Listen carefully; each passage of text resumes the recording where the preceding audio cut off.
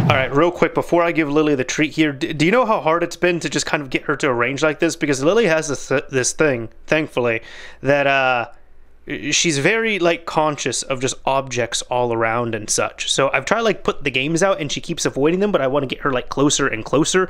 But either way, let's give her one of these. Here we go. Hey, what's going on, everyone? It's me, Mr. Mario. Welcome back to another episode of Thrifty Gaming Pickups here on the second channel. Yes, I did say second. In case you do not know, this is a series that I like to do where I kind of just show gaming related things that I like to pick up and get certain deals on and all that good stuff. And this is going to be Black Friday edition. Yes, I know it's a few weeks late, but I didn't really even plan on having a specific date for this just when I got all my stuff in the mail, which ended up being today at this point here, and then I'm going to film it and, you know, released a few days later. Point is, I didn't get it like immediately. So now I have everything, and we can show what we got here. This might be a shorter episode. I did say that last time. It was like 20 minutes, but still kind of on the shorter end there because I didn't get that much, as you all can see. But let's go ahead, get down on the floor here, hang out with Lily, and we'll see what's going on. So Lily, I'm going to give you another treat. See, just like we always do. Okay, cool. Cool. Cool. So let's go ahead and sit down and I'll show you all what I got here. So I kind of do have to pile it up and everything, and we're just going to do it like the same like we've always done, where we put it into piles of where we got everything. And I'm kind of just gonna run through you know, the prices and everything on this. Right, Lily? That's exactly what we're doing. All right, cool. So first of all here, on this pile, we're going to go from right to left. We're going to do this like we're reading a manga or something, because this was the first stuff that I ended up picking up. So I decided to end up picking up Saints Row 4. This was from Best Buy, and it was $13. I picked it up because I've actually played through Saints Row 4. It's a game I enjoyed quite a bit. I know it gets ragged on a bunch because people say, oh, it's like a worse and more limited version of Saints Row 3. Here's the thing, I've played through probably more than half of Saints Row 3, or Saints Row the 3rd. I think it's a great game, but I played through Saints Row 4 first. It's kind of weird how that works out, but I really enjoyed it for what it was. I had a lot of fun times with it. So, decided to pick it up on Switch. I believe it's been patched enough that it works out well enough here. Plus, it was only $13, and since it's the re-elected edition, what does it have? It includes 25 different Saints Row 4 content packs, so yeah, it is pretty much like the premium edition that has everything on here. So again, for $13, I'd say that's well worth it. Next up, I end up getting Maneater, which is a game that I had ended up seeing earlier this year. I believe it was this year when it released. This year's been... We don't have to go over that. This, I believe when it released, I saw a lot of footage, a lot of videos about it, and it looked really entertaining. I mean, it's kind of just a killer shark RPG. You are a killer shark, and you're leveling up your shark and getting better and better. And it's not like a super serious game, but I will tell you, man, I'm going to tell you, it was a lot more challenging than I expected.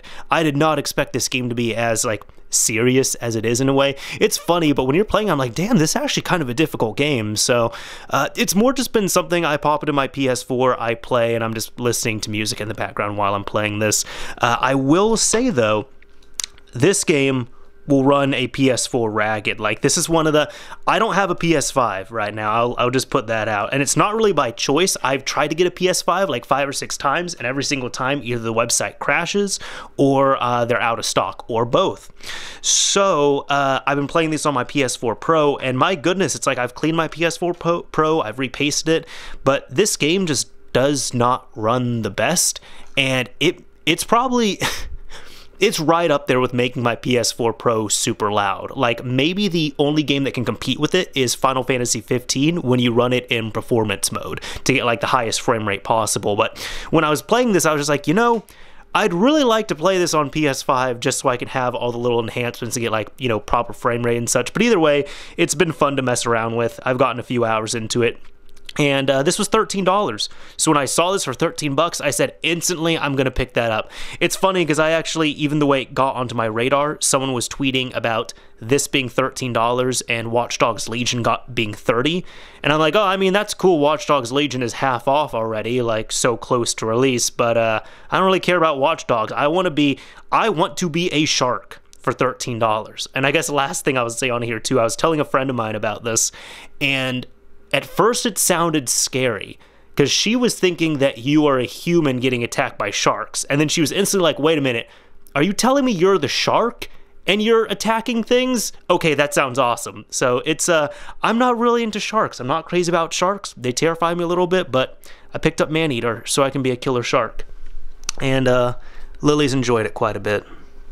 So there was that. And the last game I got from this round here was Persona 5 Royal. Now, unfortunately, I can't say all too much about this. From what I know, this is, of course, Persona 5. I believe this one, there we go, it does have the PS4 Pro enhancement. I actually do have the first Persona 5, just the base version, and I know what I'm going to say might be a little sacrilegious, but I loved Persona 4. Like, I played through Dancing All Night, I've played through Persona 4 Golden. I've watched maybe, like, a good chunk of the animation. The problem is, it's like, I already knew the story, so it wasn't as interesting to me. But I've only played about 10 hours of base Persona 5, and I dropped it for no good reason. Like, I just kind of stopped playing it because it came out at a time I wasn't playing my PS4 as much. But from what I know, a lot of people have said if you're going to start over, or if you're going to play Persona 5 from the beginning, you might as well just spend the extra money and pick up Persona 5 Royal. Yes, even if you already have base Persona 5, if you're someone like me and you've only put like 10 hours into it, just pick up Persona 5 Royal and play through there. So apparently it has a bunch of extra stuff in there. This is kind of like, you know, Persona 4 Golden, or for anyone who doesn't know, it's kind of like the director's cut in a way of it. It has some new additions, it has some new changes, it has some quality of life stuff. I guess what I'm excited to see is how well enhanced this is for PS4 Pro, because Persona 5, I'll just get into this a tiny bit. From what I know, I mean, this is a fact here, but not many people think of it like this. Persona 5 is actually a PS3 game ported to PS4. It was mostly in development on PS3, and then it got ported to PS4, and both versions play extremely well. Literally the only difference between the PS3 and PS4 versions of base Persona 5 is the PS3 version plays at 720p native, the PS4 version plays at 1080p native. And unfortunately, that's the same on PS4 Pro. If you play on PS4 Pro, pretty much the only difference you might get is your loading times might be a little bit better, but it's still running at native 1080p and it's being upscaled to 4K or whatever high resolution you're playing at. So that's a little bit of a downside to it, but I am excited to see how this will be. So I'll give that a shout. I'll try this out. It was 20 bucks, by the way, so $20. I said, you know what? That is cheap enough for me to double dip. I don't mind. Shout out to an admin in the Discord, Misa, who she's been trying to get me to play this thing and pick it up. And yeah, I think I got spammed a few times like, hey, Persona 5 Royal is going to be 20 bucks. Pick it up. So I did. I don't know when I'll play it, but, you know, I got it.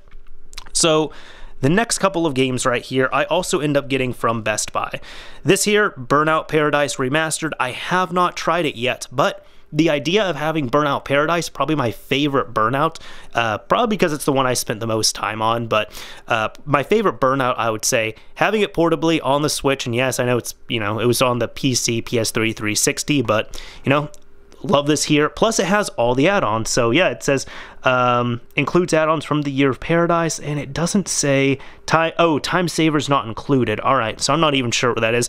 To be honest, I don't even know what the hell is in there because I never bought any of the DLC. I bought the base game for like $15 from the game shop that I worked at and absolutely loved it. And I bought this game a couple of times. I got it then, and I've bought it like one or two more times to give to friends as presents because it's a really, really great game, and it was like a $20 game for the 360 at the time, so we all had a fun time with it. But I am excited to get into this, and especially portably on the Switch, that would be awesome. To me, I don't know, the Switch is kind of, when it comes to its ports, it's kind of like a portable Xbox 360, and if y'all know how much I love the Xbox 360, I mean that in the best regards and compliments right there. By the way, this is $20, so I said $20, you know what, sure, I'll pick it up. I was a little bit surprised that it launched at like 50 or 60 bucks, but you know, when it dropped down to 20, I said I'm more than happy paying for that. Plus, again, it has all the DLC that's on there, so Lily, you want to smell it? No, she doesn't really like it that much. Okay, so got that. Next up here, this is also from Best Buy. This is the last thing I got from Best Buy, Daymare 1998. I've actually had this game on my radar for quite a bit, and I'll kind of even just talk a little bit about it here for anybody who does not know. If anybody's looking at this and thinking it's a bootleg Resident Evil 2 looking thing, it is kind of a bootleg Resident Evil 2 looking thing. The story, from what I know behind this, is what I love more. So at one point, like Resident Evil 2, it was, people were begging for it to be remade, remaster, remake it, just do something with Resident Evil 2 because people have been wanting it. So there was actually a team of people who decided to do a Resident Evil 2 remake fan project. And at one point, you know, they released screenshots and some other stuff, and they announced, and everybody was excited, and they kind of went silent. And then they said that the project was canceled. And of course, people got all up in arms, and they were saying, oh God, Capcom's out, awful, they're awful, they shut this down legally. And the team actually came out and said, no, it's the opposite. We shut it down with respect to Capcom. You see, Capcom actually reached out to us, and from what I know, I think Capcom even like flew the development team out to like Capcom Studios and treated them really well and put them up in a hotel and everything, and kind of told them, like, in short, hey, we really respect what you're doing. We think it's really cool, but we're actually going to be remaking Resident Evil 2 ourselves, and that would obviously be a big conflict of interest. And like, look, we really don't want to legally take this down. We see what you all are doing. We see the talent here. So we're just going to ask, can you please stop working on your fan remake of Resident Evil 2 remake? Because we're doing it here. And from what I know, they even brought on some of the people who worked on Daymare 1998 to help out with the Resident Evil 2 remake. So one of my friends, shout out to Brian, I was talking with him about it, and he said, honestly, if it wasn't really, in a way, if it wasn't for Daymare 1998, we might not have Resident Evil 2 remake in the way it is. So this still got made. The Resident Evil 2 unofficial remake ended up dying, and it got retooled and rebuilt into Daymare 1998. So some people might be wondering, okay, so I guess how good is it? And honestly, I played it for like an hour last night. I wasn't... How do I put this? It kind of feels like you told your mom, hey, I want to get Resident Evil 2. While you're out, can you buy it for me? And she goes to a GameStop, and Resident Evil 2 is sold out, but the dude at the GameStop, or the woman who's there, says, hey, you know what you could do? You could just get your kid Daymare 1998. It's pretty much the same thing, except maybe a little bit worse, and it's way cheaper.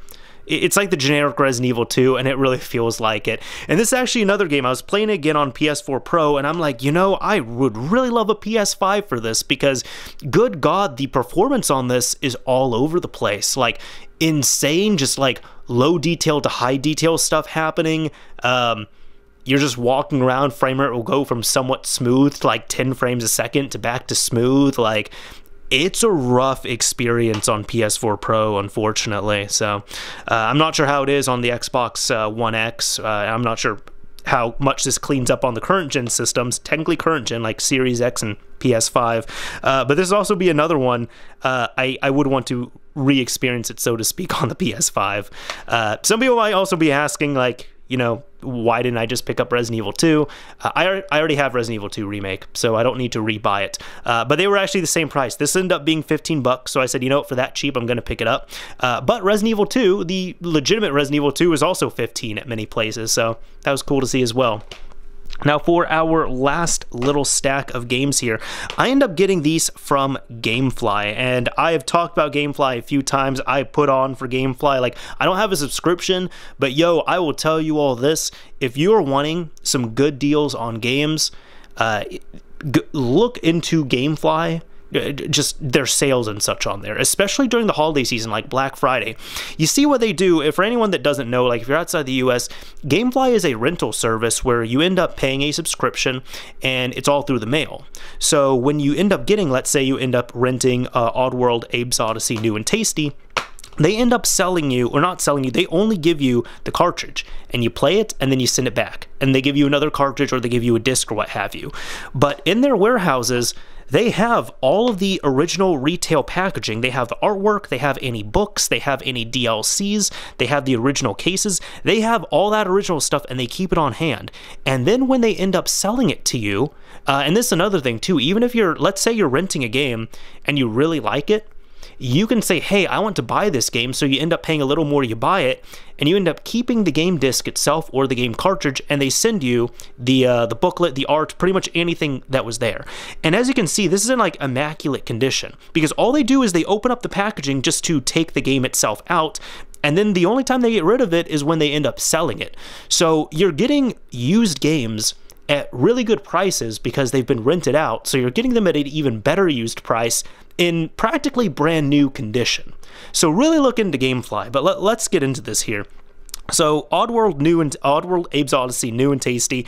I actually have this game already, but I did not have it on Switch. This wasn't like the best deal out there. I think this game already sells for like $30, maybe $35, and this is 20 bucks, but I said, you know what, just so I have, you know, the other Oddworld game, because I have the other two on Switch, so I have this one here. 20 bucks, I like the Oddworld games. Sure, I'll go ahead and grab it. Next up, I end up getting Mafia Definitive Edition. I got a confession here, I have only played like 10 minutes of the original Mafia on either PS2 or Xbox, and I've never played further than that. So I've seen Mafia Definitive Edition, it looked great, I've heard awesome things about it, and for $20 I said, you know what, this is a great deal here. So as you can see, I mean, I want to show you all the condition. This looks brand new, it feels brand new. Even check this out, this one is a little bit weighty because it has all the DLC, and I guess there's a map in there, it has all the stuff in there, and the discs as well too. The discs on these games are in pristine condition. They have no smudges, they have no scratches, nothing. Like, these look like just brand new games at, you know, that great price. And the last thing here I ended up getting was another game I've been looking forward to picking up here, but I decided to wait on it because I wasn't going to play it at the time it released. Tony Hawk's Pro Skater 1+2. This is, of course, Tony Hawk's Pro Skater and Tony Hawk's Pro Skater 2 that have been HDified, and they've been completely remade, and apparently they have the original soundtracks as well too. But this was already a good deal. I think it came out at $40 or so, and this was 20 bucks. So I said, you know what, $20, that's a great deal. I'm gonna go ahead and scoop it up here. So not too much else to say on that. These two, I will say, probably out of all of these games, these two are probably the deals I was the most excited about, and maybe just with games in general. Yeah, I know I had to put Persona to the side, all right? Maneater, out of these other ones, is probably just one I was like, I've just been one to be a killer shark, all right? So I was excited about this as well. So I'd say Maneater, Mafia, and Tony Hawk, those are probably like the three games I was most excited to pick up this year. And yeah, you know what? We're pretty much at the end of the video here, because even though, yeah, this ended up being about 20 minutes, still kind of a shorter episode, and these were the only things I ended up picking up. I guess thankfully it was good because I didn't spend nearly as much as I would previous years, and there was a lot of games I decided not to pick up, like so I'll just mention some that weren't on here, but like 13 Sentinels, for example. I've heard very good things about it, but I'm not sure if I would like it, and it was $30. And it's one of those things, I know people can say look at reviews, read reviews, watch gameplay. I could do that, but I'm one of those people, I don't fully judge a game for myself until I play it. So $30 was still a little bit steep for me to take that chance. So I'm gonna probably try out a friend's copy and see if I like it that way. Another game was Metro Redux. It was $13 on Switch, and unfortunately it sold out before I could get to it. So those were two games that I kind of did once, but one of them I passed on and the other one just sold out. But yeah, aside from that here, oh, and last one, Ghost of Tsushima, that was $40. Looks like a fantastic game, looks like something I absolutely want to pick up, but at $40 I said, you know what, I'm not going to get it now, and the reason for that being is I want to experience that on PS5. I know I keep bringing up the PS5 here, but I want to experience that on the PS5. And I said, you know what, I have no idea when I'm going to pick up one of these systems, when I can find one for sale and actually pay for it with my own money. So I think at that time, whenever I get a PS5, I'll then get Ghost of Tsushima, and at that point I can probably find it for $40 or even less. And even then, if I have to wait, it's fine, because like I've mentioned, I want to try out Daymare. I want to see how further Persona 5 is enhanced on here. I've heard Mafia cleans up super well, and Tony Hawk is just Tony Hawk, plus I have the whole other PS4 catalog, so I'm pretty much going to use my PS5 whenever I pick one up as a super duper PS4 Pro. That's going to be the idea.